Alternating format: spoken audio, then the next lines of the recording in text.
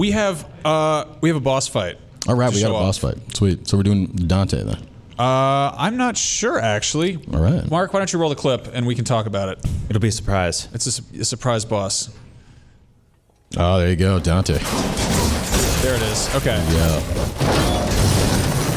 Our sexy European model that we scanned for him. All of them, fun fact, all the characters are European models. Is it Halloween already? They're all very hot European models. Did they all show up in their own leather jackets, or did you guys make them? No, we made them. We actually worked with this amazing lady from the BBC to create these BBC level high quality costumes. And I don't know, as far as I know, there aren't any other publishers that do this, but at Capcom we did this for this, and we did this for RE2, and we did this for Revelations 2 actually.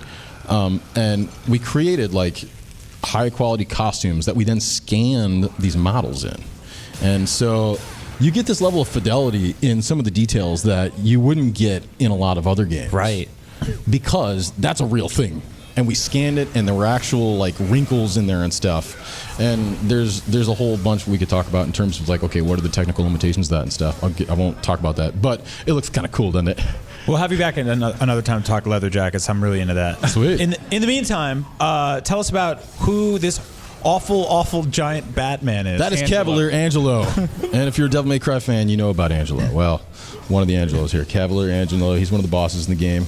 And this is Dante wrecking him up. Now, who did you guys have doing the gameplay here? That's probably Mitchell. Yeah. Our buddy Mitchell. Yeah, he's nasty. He does okay. Man, he kicked some proverbial butt. Yeah, I was hoping we'd have a little more time to like. He's gonna kind of put that in vamp his and business stuff, but card This now. life bar is just Kicking disappearing. proverbial butt. Yeah. Mitchell. Yeah. What's Mitchell's last name? Saltzman.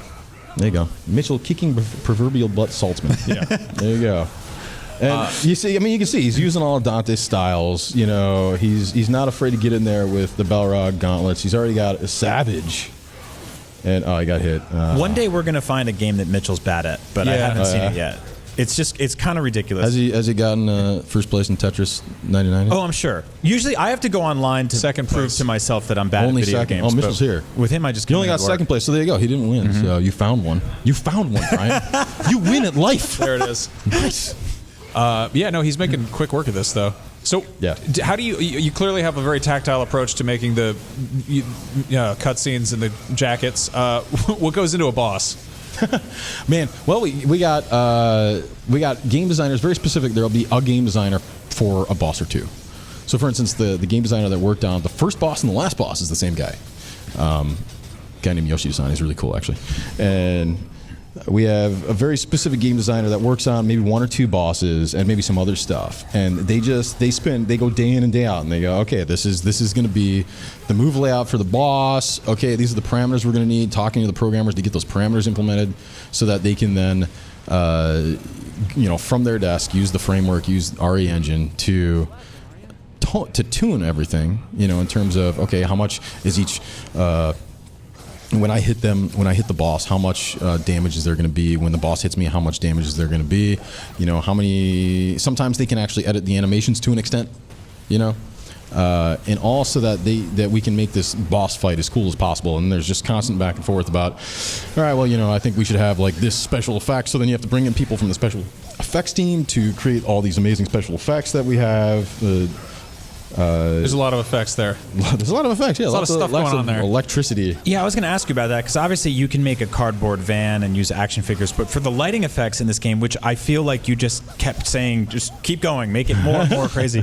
How does that happen? Like, is there ever a point where you're like, no, we have enough now? Because it seems like you kept just adding more and more, and it's really gorgeous. I mean, there's always going to be a baseline of kind of what people want to do, what the artists want to do in the engine, and there's going to be a lot of back and forth between the engine team and the title team to get that implemented. Anything that we want in there, especially during DMC5 and RE2, RE Engine was for Resident Evil 7, right? So that game was very grounded in reality, right? It was this kind of first person, very grounded in reality. There weren't a whole lot of special effects. And so one of the challenges we had was, well, this engine currently doesn't have a whole lot of flashy special effects, which we need for Devil May Cry. Devil May Cry needs that stuff, right?